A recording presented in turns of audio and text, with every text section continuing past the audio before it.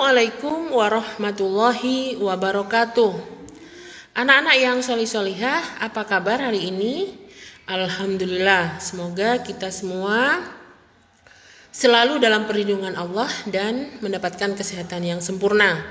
Baik anak-anak, sebelum kita melanjutkan pembelajaran ketiga, yaitu tentang uniknya daerah tempat tinggalku, marilah kita bersama-sama membaca surat Al-Fatihah. Semoga apa yang akan kita pelajari menjadikan ilmu yang barokah dan manfaat. Amin.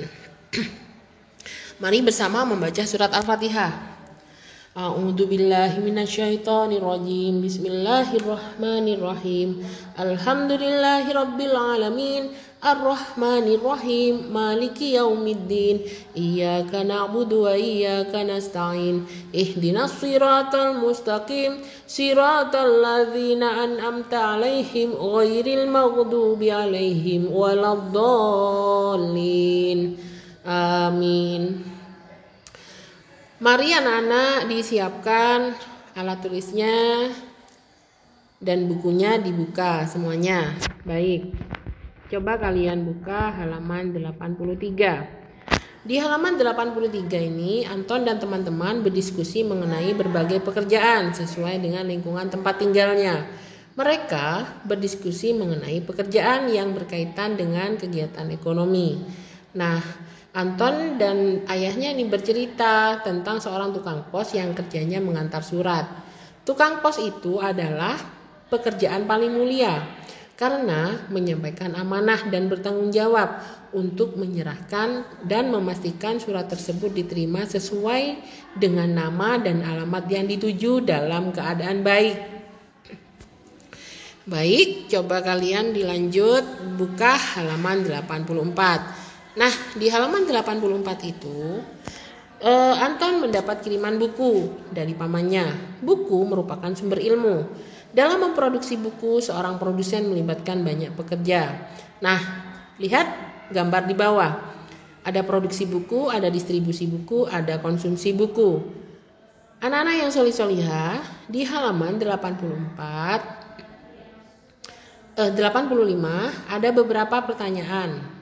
Yang pertama, tolong disiapkan ya alat tulisnya. Apa yang dimaksud dengan produksi dan produsen? Produksi adalah kegiatan ekonomi yang menghasilkan barang dan jasa.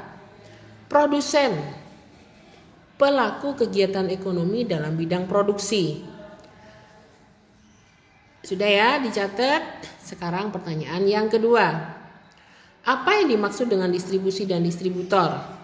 Distribusi adalah kegiatan ekonomi yang menyalurkan barang atau jasa dari produsen ke konsumen. Sedangkan distributor adalah pelaku kegiatan distribusi.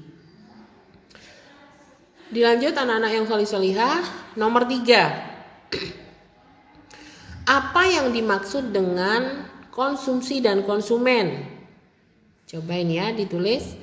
Konsumsi adalah kegiatan ekonomi yang menghabiskan atau mengurangi nilai atau jumlah barang dan jasa untuk memenuhi kebutuhan hidup.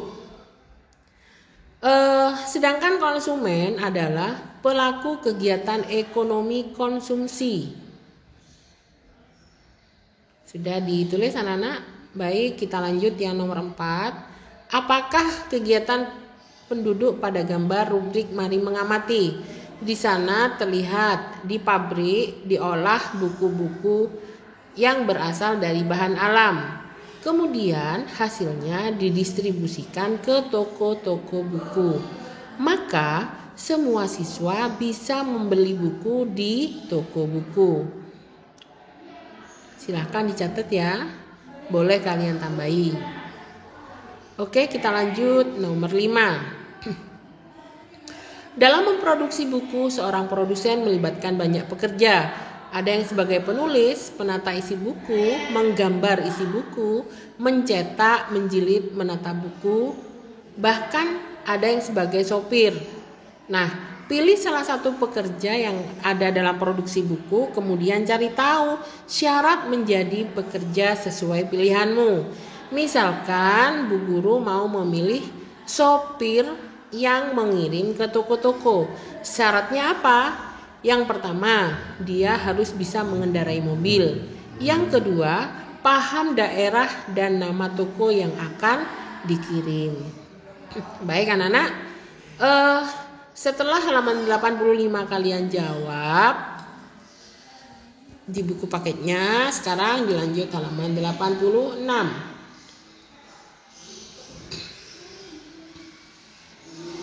Sudah ya? Kita lanjut halaman berikutnya, yaitu halaman 89. Coba kalian buka. Di halaman 89 ini ada cerita legenda tentang Joko Kendil yang terkenal di Jawa Tengah. Ya. Tugas kalian adalah membaca dongeng legenda tentang Joko Kendil yang ada di halaman 89. Kemudian 89, 90 dan 91. Setelah kalian membaca cerita tentang Joko Kendil, nah di situ ada pertanyaan yang harus kalian jawab. Nah, ini ya. Ini. Siapakah tokoh yang ada pada cerita di atas? Nah, ini ya. Ada beberapa, yaitu Joko Kendil, Ibu Joko Kendil, Dewi Kantil, Dewi Mawar, dan Dewi Melati. Pertanyaan yang kedua, adakah tokoh antagonis dan tokoh protagonis pada cerita tersebut?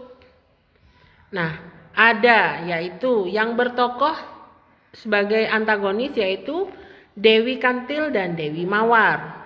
Sedangkan tokoh protagonisnya adalah Dewi Melati, Joko Kendil, dan ibunya. Baik anak-anak, pelajaran hari ini Bu Guru cukupkan sampai di sini. Jangan lupa kalian mencatat semua apa yang kita bahas tadi di buku paketnya. Baik anak-anak yang solih-solihah, semoga apa yang kita pelajari hari ini menjadi ilmu yang barokah dan manfaat untuk kita semua. Amin. Bu Guru akhiri pembelajaran hari ini dengan bacaan alhamdulillah, alhamdulillahirabbil alamin. Wassalamualaikum warahmatullahi wabarakatuh.